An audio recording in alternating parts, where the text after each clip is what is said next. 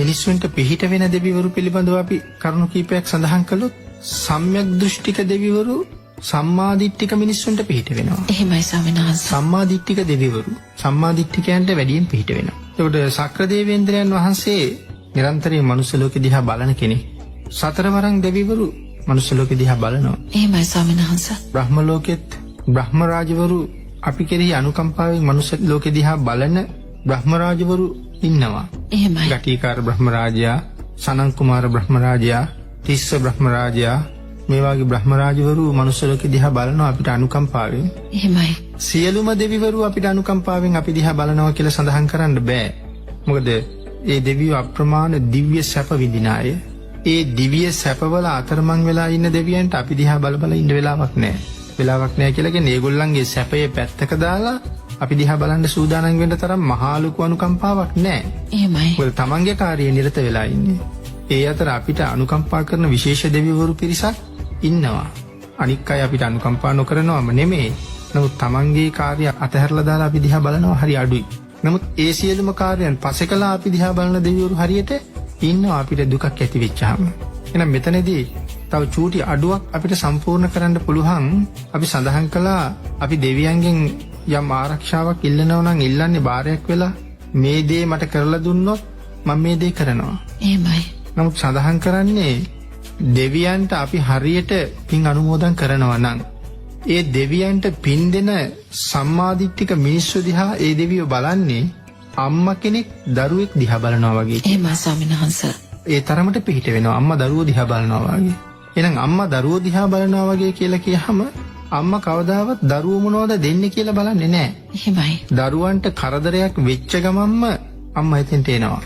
ඇවිල්ලා පිහිට වෙන්න කලින් අම්මා අහන්නේ නැහැ මම දැන් මේකට උදව් කරුවොත් මට මොනවද දෙන්නේ කියලා. අම්මට මොකවත් දුන්නත් එකයි නැතත් එකයි අම්මා අපිට උදව් කරනවා. අපි අම්මට සලකලා තිබුණත් එකයි නැතත් එකයි අපිට කරදරයක් වෙච්ච වෙලාවේ අම්මා අපි ගාව ඉන්නවා. ජීවිත කාලෙම පස්සේ කාලේ අම්මා අතහැරලම හිටියත් මට දුකක් වෙච්ච ගමන් මට අඬ ගහන්නේ අම්මේ කියලා. අම්මා එතන ඉන්නවා. ඒ වගේ සම්මා දිට්ඨිකව දෙවියන්ට පින් අනුමෝදන් කරමින් බුදුරජාණන් වහන්සේ දේශනා කරපු විදිහට ජීවත් වෙන අයට මේ දෙවිවරු හරියට උදව් කරනවා. පිහිට වෙනවා. ආරක්ෂා කරගන්නවා. ඒ කාරණාව තමයි සඳහන් කළේ කොයි වගේද අම්මා කෙනෙක් දරුවෙක් බලා ගන්නවා වගේම අපි දිහා ඒ දෙවියෝ බලනවා කියලා. එහෙමයි ස්වාමීන් වහන්සේ. හේතුව තමයි අපෙන් උන්වහන්සේලාට බොහොම පින් හම්බ වෙන්න නිසා. නමුත් ඒ පින වෙනුවෙන් බලනවම නෙමෙයි. අපි නිරන්තරයෙන් බුදුරජාණන් වහන්සේ දේශනා කරපු විදිහට ජීවත් වෙනවනේ.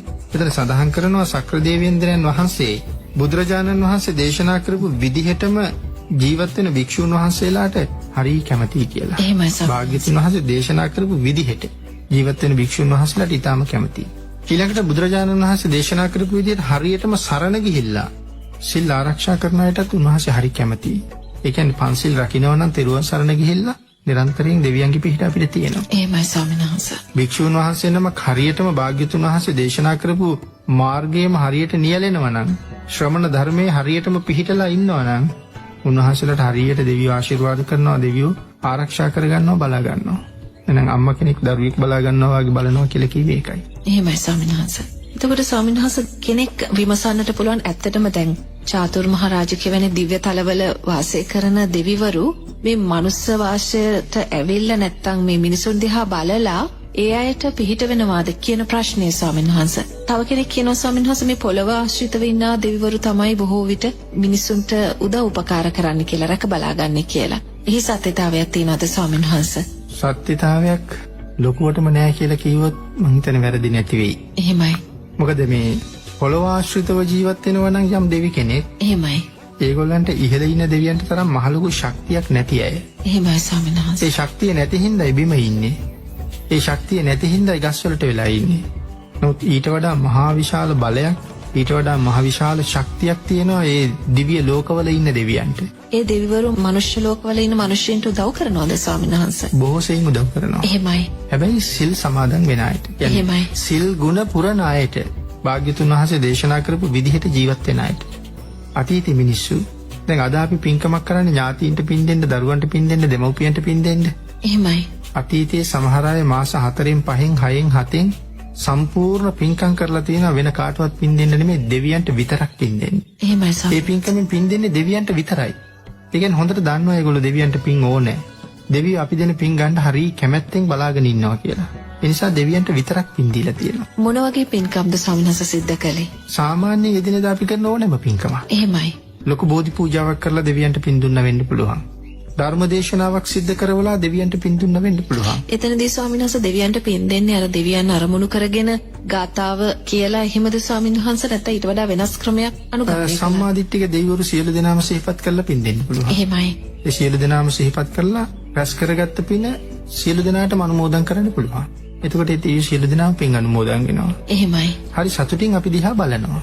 දැන් අර සඳහන් කළා වගේ මුලින් මේ පල්ලෙහැ මට්ටමේ ඉන්න දෙවියෝ විතරයි අපිට පිහිට වෙන්නේ කියලා. පල්ලෙහැ මට්ටමේ ඉන්න දෙවියන්ට ලොකු දෙයක් කරන්න පුළුවන් කමක් නැහැ. අපි සමහර වෙලාවට අද පින්කමක් කරලා පින් අනුමෝදන් කරන්නේත් මිත්‍යා දෘෂ්ටික දෙවියන්ට. එහෙමයි ස්වාමීන් වහන්සේ. සම්මාදිට්ඨික දෙවියන්ට පින් දෙන බවක් පේන්නේ නැහැ. පින් දෙනවා ඇහෙනවා සමහර තැන්වල.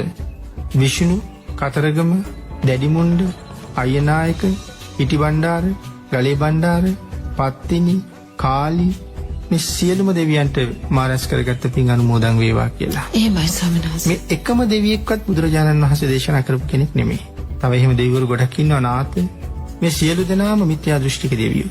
එහෙමයි. ඒ කියන්නේ අපි පින් කරලා පින් අනුමෝදන් කරලා තියෙන මිත්‍යා දෘෂ්ටික දෙවියන්. එතකොට ස්වාමීන් වහන්සේ අපේ සිද්ධාස්ථාන ආරක්ෂා කරන්න ආව දෙවිවරු දැන් සමන් දිව්‍ය රාජෝත්තමයන් වහන්සේ. උන්වහන්සේ සම්මාදිට්ඨිකයි. එහෙමයි. සෝවාන් වෙච්ච දෙවි කෙනෙක්. එහෙමයි.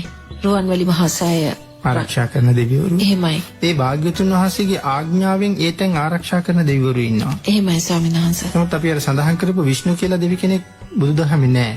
එතකොට නාත කියලා දෙවි කෙනෙක් බුදුදහමේ නැහැ. කාලි කියලා කෙනෙක්, පත්තිනි කියලා කෙනෙක්, සරස්වති කියලා කෙනෙක් බුද්ධ ආගමේ නැහැ. කතරගම දෙවියෝ, ස්කන්ධ කුමාර කියලා දෙවිවරු බුද්ධ ආගමේ නැහැ. නමුත් අපි පින් අනුමෝදන් කරන්නේ වැඩිපුර ඒ දෙවියන්ට. එහෙමයි.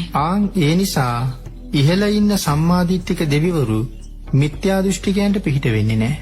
ඒ කියන්නේ අපි මිත්‍යා දෘෂ්ටිකයින් එතකොට. එහෙමයි ස්වාමීන් වහන්සේ. එතකොට ඉහළ ඉන්න දෙවිවරු මිත්‍යා දෘෂ්ටිකයන්ට පිහිට වෙන්නේ නැති නිසා උන්වහන්සේලා නොදකින්නව නෙමෙයි අපිට වැස්ස නැතුව ඉන්නවා කියලා. නමුත් ඉතින් උන්වහන්සේලා ඒක ගැන වැඩි සැලකිල්ලක් දක්වන්නේ නැහැ. අපිට වැස්ස වැඩි වෙලා ගම් වතුර ගලනවා කියලා උන්වහන්සේලා නොදකින්නව නෙමෙයි. අපිට වැස්ස වැඩි වෙලා නාය යනවා, සුලිසුලන් යනවා, සමහරලාට මුහුද කොට ගලනවා. උන්වහන්සේලා නොදකින්නව නෙමෙයි. එහෙමයි ස්වාමීන් වහන්සේ. මිත්‍යා දෘෂ්ටිකයන් රකින්න සූදානම් වෙන්නේ නැහැ. සම්මාදිට්ඨිකයන්ට පිහිට වෙනවා. ඒ නිසා අපිට සමහරලාට මේකක්වත් පාලනය කරගන්න බැරි වෙලා තියෙනවා. එහෙමයි. මොකද මේ වැස්ස වලාහක දෙවියෝ එහෙම වැඩි ප්‍රමාණයක් සම්මාදිට්ඨිකයි. වලාහක දෙවියෝ සෝවාන් වෙච්ච අය වැඩියෙන්ම ඉන්නේ. එහෙමයි. ඉතින් උන්වහන්සේලා අපේ වර්තමාන පැවැත්ම පිළිබඳව සතුටක් නැහැ. අපේ පැවැත්ම පිළිබඳව අප්‍රමාණ අප්‍රසාදයක් තියෙන්නේ. ඒ හින්දා තමයි අපිට මේ වැස්ස ලැබෙන එකත් එක එක පැති වලට වෙනස් වෙලා තියෙන්නේ. එහෙමයි ස්වාමීන් සමහර වහන්සේ. පැත්තක් ගම් වතුර ගල්ලා විනාශ වෙනවා. සමහර පැත්තකට බොණ්ඩ නා ගන්නවත් වතුර නැහැ. සමහර පැත්තක් හොඳට පැහෙනවා. නමුත් කපන්න ලෑස්ති වෙනකොට වැහලා ඒ ඔක්කොම ටික ගලවගෙන යනවා. උන්වහන්සේලාගේ නෑ අපි කියන සතුටක්. ඒ කියන්නේ අපි ගාව භාග්‍යතුන් වහන්සේ දේශනා කරපු විදිහේ ජීවිත පැවැත්මක් නෑ. එහෙමයි. ඒ පැවැත්ම නැති හින්දා සම්මාදිට්ඨිකයන්ට පින් දෙන්න විදිහක් නෑ. අනික බුද්ධ දේශනාවෙන් එළියට ගියපු අයට බුදුරජාණන් වහන්සේ සරණ ගියපු දෙවිවරු පිහිට වෙන්න සූදානම් වෙන්නේ නෑ. ඒ වගේ කාරණා ගොඩක් එතන බලපානවා. හේජවත් වල අපිත් එක්ක එකතු වෙනවා.